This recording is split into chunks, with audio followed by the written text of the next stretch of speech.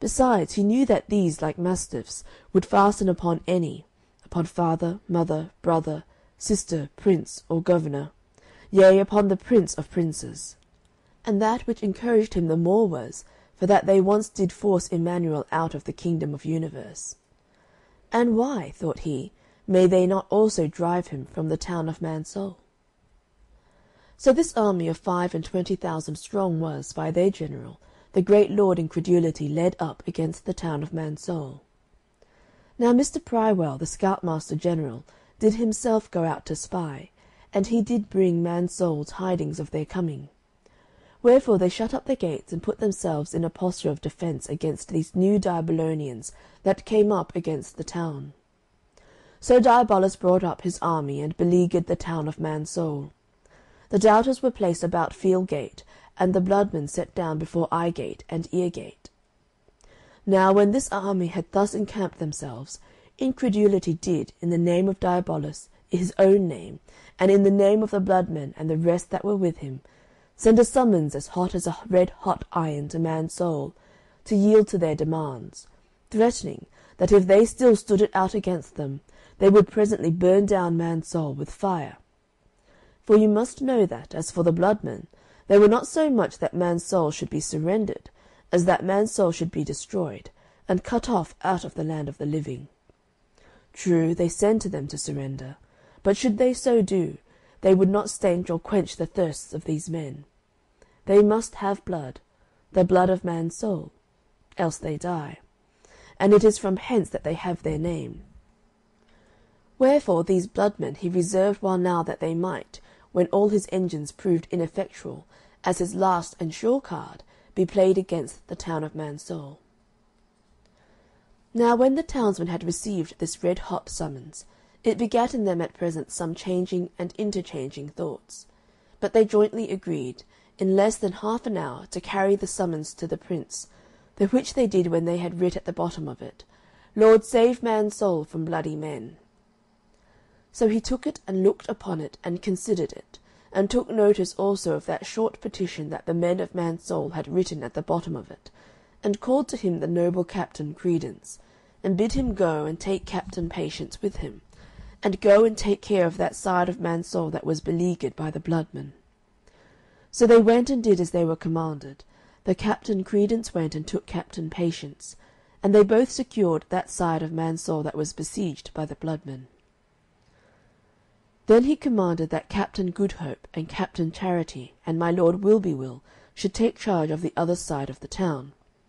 And I, said the Prince, will set my standard upon the battlements of your castle, and do you three watch against the doubters. This done, he again commanded that the brave captain, the Captain Experience, should draw up his men in the market-place, and that there he should exercise them day by day before the people of the town of Mansoul.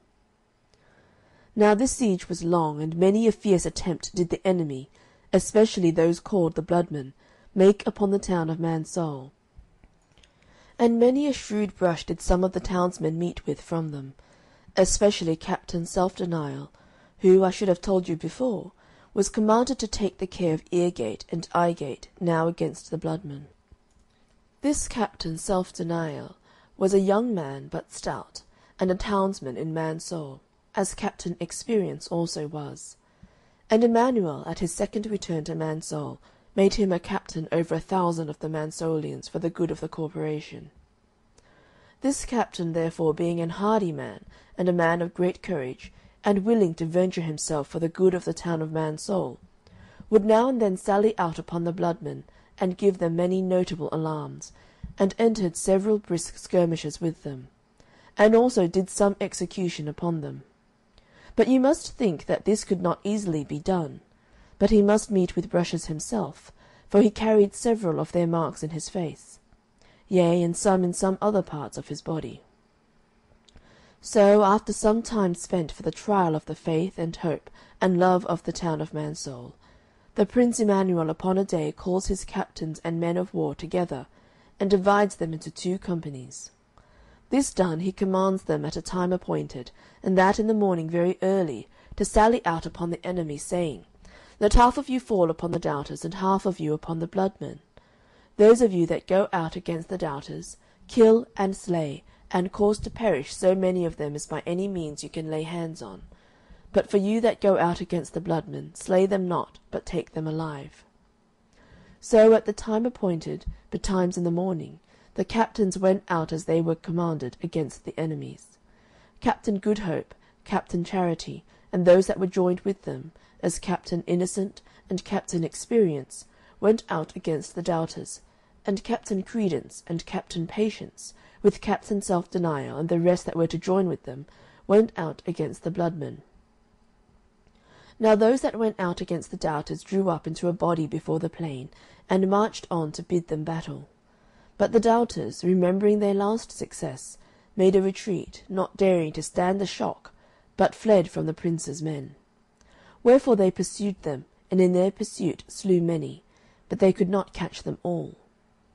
Now those that escaped went some of them home, and the rest by 5s, 9s, and 17s, like wanderers, went struggling up and down the country, where they upon the barbarous people showed and exercised many of their Diabolonian actions. Nor did these people rise up in arms against them, but suffered themselves to be enslaved by them. They would also after this show themselves in companies before the town of Mansoul, but never to abide in it, for if Captain Credence, Captain Goodhope, or Captain Experience did but show themselves, they fled. Those that went out against the bloodmen did as they were commanded. They forbore to slay any, but sought to compass them about. But the bloodmen, when they saw that no Emmanuel was in the field, concluded also that no Emmanuel was in Mansoul. Wherefore they, looking upon what the captains did to be, as they called it, a fruit of the extravagancy of their wild and foolish fancies, rather despised them than feared them. But the captains, minding their business, at last did compass them round. They also that had routed the doubters came in amain to their aid. So, in fine, after some little struggling, for the bloodmen also would have run for it, only now it was too late. For though they are mischievous and cruel when they can overcome, yet all bloodmen are chicken-hearted men, when they once come to see themselves matched and equalled. So the captains took them and brought them to the prince. Now when they were taken, had before the prince, and examined, he found them to be of 3 several countries, though they all come out of one land. 1. One sort of them came out of Blindmanshire, and they were such as did ignorantly what they did. 2. Another sort of them came out of Blindzealshire, and they did superstitiously what they did. 3. The third sort of them came out of the town of Malice in the county of Envy, and they did what they did out of spite and implacableness. For the first of these, namely, they that came out of Blindmanshire, when they saw where they were, and against whom they had fought, they trembled and cried as they stood before him. And as many of these as asked him mercy, he touched their lips with his golden sceptre. They that came out of Blindzealshire, they did not as their fellows did, for they pleaded that they had a right to do what they did, because Mansoul was a town whose laws and customs were diverse from all that dwelt thereabouts. Very few of these could be brought to see their evil, but those that did and asked mercy, they also obtained favour.